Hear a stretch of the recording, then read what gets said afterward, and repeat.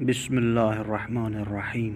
امام جعفر صادق علیہ السلام نے فرمایا، مہینے کے اول اور اس کے درمیان اور اس کے آخر میں ہم بستری نہ کرو، کیونکہ ان اوقات میں ہم بستری کرنا باعث اسقاط ہوتا ہے، یعنی اولاد نہیں ہوتی، اور اگر اولاد ہو بھی جائے تو دیوانگی میں مبتلا ہوگی یا مرگی میں مبتلا ہوگی۔ کیا تم نہیں دیکھتے کہ جس شخص کو مرگی کا عارضہ ہوتا ہے، یا اسے اول ماہ میں درد ہوتا ہے یا وسط میں یا آخر ماہ میں درد ہوتا ہے؟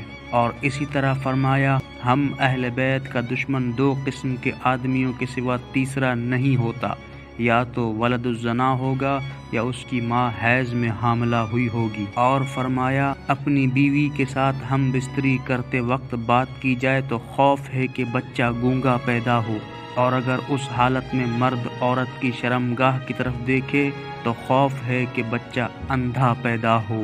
مرد کو اس مکان میں جس میں کوئی بچہ ہو اپنی عورت کے ساتھ ہم بستری نہیں کرنی چاہیے، ورنہ وہ بچہ زناکار ہوگا۔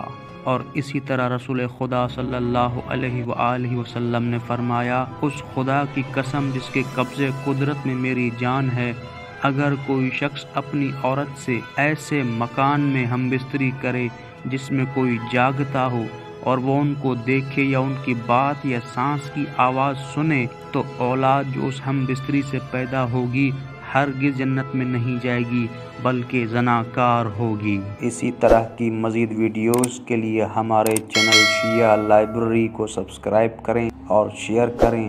بہت شکریہ۔